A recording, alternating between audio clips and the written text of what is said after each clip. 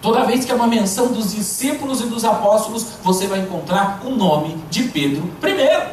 Pedro está lá, mostrando a liderança dele. Interessante você ver, por exemplo, que em Mateus capítulo 17, a Bíblia fala acerca da transfiguração. A Bíblia fala que Jesus foi com seus discípulos. Mas sabe quais discípulos? Pedro, Tiago e João.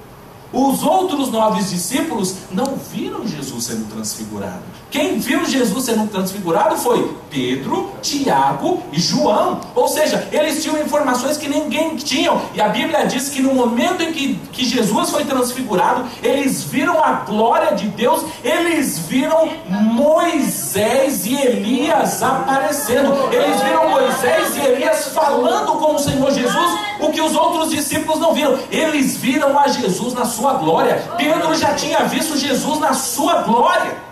Aleluia. Mas Pedro não era uma pessoa madura. Pedro ainda não tinha o entendimento.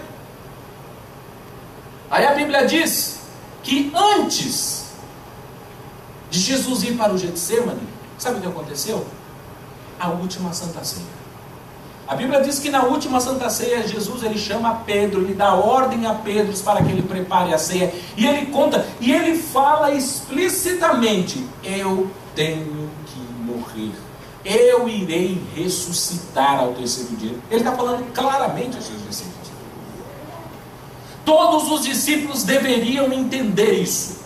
Ainda mais dos 3. E se Pedro era o líder, Pedro era a pessoa que mais deveria entender do ministério de Jesus. Só que Pedro não entendia. Aí no capítulo 26, nós não vamos ter tempo de ficar olhando, mas você depois pode ler com calma o capítulo 26 de Mateus e Lucas 22, que você vai achar coisas fantásticas. A Bíblia diz que Jesus ele chega e fala o seguinte: é chegado o momento, é chegada a hora. Tudo que eu falei para vocês nesses 3 anos e meio, todos os milagres, todas as palavras, todos os feitos, todas as realizações que eu fiz, me conduzem para esse momento. A Bíblia diz então que Jesus ele vai juntamente com os seus discípulos para o Getsêmani. E Jesus chega no Getsêmani, ele deixa, nesse momento, Judas, que havia de trair Jesus, já havia deixado o grupo. Jesus está agora com 11 discípulos no jardim. Jesus ele deixa 8 e fala o seguinte: eu vou um pouquinho mais para lá. E vieram juntamente com ele Pedro, Tiago e João. Os 8 discípulos ficaram mais afastados. Os 3 mais íntimos, Pedro, Tiago e João, ficaram mais perto de Jesus. Jesus pegou e falou assim: esperem aqui, orem, jejuem, porque é chegada a minha hora. E Jesus ele vai orar. A Bíblia fala que Jesus ele passa um tempo de oração. E quando Jesus volta, ele fala: Pedro, você está dormindo, Pedro. Pedro, tudo que eu expliquei, que eu falei para você, me conduzia para esse momento. Será que vocês não conseguem orar nem agora? E a Bíblia diz que Jesus ele olha para Pedro e fala o seguinte: orem. E Jesus volta para o seu lugar e ele continua a orar. Jesus volta uma segunda vez: Pedro, vocês estão dormindo. Eles estão dormindo uma segunda vez e Jesus fala: orem. É o momento mais importante. Meu amado irmão, se você for ver, eu vi aqui algumas pessoas com a Bíblia de estudo pentecostal. Se você for ler a partir do capítulo 26 e você for olhar as notas de estudo da Bíblia, você vai ver que a Bíblia apresenta 10 momentos do sofrimento de Jesus, do Getsêmani até o momento em que ele diz as suas últimas palavras. No Getsêmani começam as primeiras dores do Senhor Jesus.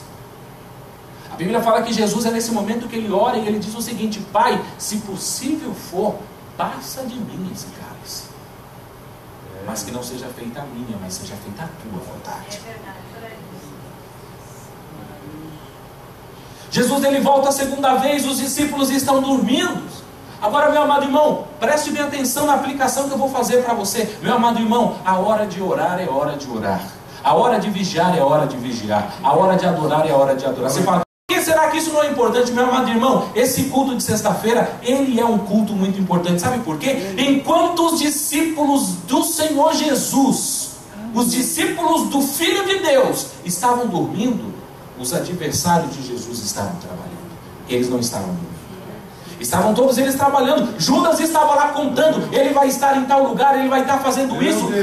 o sumo sacerdote, juntamente com os seus auxiliares, eles estavam tramando o que fazer, juntando os guardas para ir prender Jesus. Jesus sabia que ele precisava de oração, que ele estava lá, e os discípulos não. Meu amado irmão, quando o seu líder, quando o seu pastor, ele está falando que é um momento de orar, é um momento de você orar. Talvez você não veja, mas o seu inimigo está trabalhando para armar uma cilada contra a tua vida. Se ele fala que é o momento de orar, é o momento de orar. Eles deveriam orar. Pedro deveria orar. Pedro deveria levar os seus amigos, os discípulos dos quais ele era o líder, à oração. Mas eles não conseguiram. E a Bíblia diz que Jesus volta uma segunda vez, não encontra. Quando Jesus volta uma terceira vez, ele olha para eles e fala assim: durmam, porque já é chegado o momento. Enquanto eles estão dormindo, os soldados, o sumo sacerdote está vindo para prender Jesus. E a Bíblia diz que Judas Iscariotes, então, ele vem e trai Jesus com um beijo. Quando as pessoas entendem aquele sinal e vão aprender a Jesus, a Bíblia fala, no livro de João, ela dá um nome, ela diz que Malco, um dos soldados do sumo sacerdote, ele vai prender a Jesus. Quando ele vai prender a Jesus, sabe o que acontece, meu amado irmão? Pedro tira da sua espada e arranca a orelha do soldado Malco. Pedro está falando: eu sou valente, eu não falei que eu não ia te deixar e que ninguém vai te prender. Jesus, eu não tinha chamado ele de Satanás por ele estar contra. Pedro está fazendo o que mais uma vez? Indo contra a vontade de Deus, porque Deus precisava morrer. Se Jesus ele precisava morrer, o ministério dele era morrer por nós. Aquela pessoa estava, na verdade, cumprindo a vontade de Deus. E o discípulo que deveria entender estava indo contra a vontade de Deus. Ou seja, Pedro não entendia. Pedro, por mais que ele estivesse com o Senhor Jesus, ele não tinha entendimento pleno do que era o ministério de Jesus. Ele era imaturo. E o interessante, meus amados irmãos, é que nós devemos ler a Bíblia. Às vezes uma passagem ela não dá todos os detalhes. Se você for para a mesma passagem lá no capítulo 22 de Lucas, você vai ver que todos os discípulos também estavam com espadas. E eles perguntaram para Jesus: Senhor, nós devemos fazer uso da espada? Ou seja, os outros discípulos eram mais prudentes. Eles perguntaram: Senhor Jesus, é para a gente brigar agora ou não? E Jesus não respondeu. Antes que Jesus respondesse, Pedro já sacou da espada dele e arrancou dele. Pedro sequer esperou que o Senhor Jesus desse a resposta. Você conhecia essa história de Pedro? Você conhecia essa faceta da vida de Pedro, meu irmão? Esse é o Pedro. Às vezes você conhece o Pedro, mas esse é o Pedro. Vamos falar, vamos apresentar a vida de Pedro. Aí, meus amados irmãos, Jesus mais uma vez tem que repreender a Pedro e fala: olha que estavam todos os discípulos, todos eles ficaram quietos no seu lugar, e Pedro errou. Jesus olha para Pedro e fala assim: Pedro, não faça uso da espada, porque quem usar a espada será usada contra ele. Pedro, se você usar a espada, você vai morrer pela espada. E a Bíblia fala que Jesus então restaura a orelha do soldado Malco. Ele coloca aquela orelha no mesmo lugar e ele vai. Aí, não obstante tudo isso, Pedro, o valentão, o fortão, ele olha e fala o seguinte: Pedro, Jesus fala: eu vou morrer. Ele fala: Senhor, eu não vou deixar o Senhor morrer. Eu vou contigo até o fim. Nem que eu tiver que morrer contigo, eu vou morrer contigo. Eu não te largo, eu não te abandono, eu não te deixo por nada. Jesus olha para ele e fala assim: Pedro, antes que o galo cante, tu me negarás 3 vezes.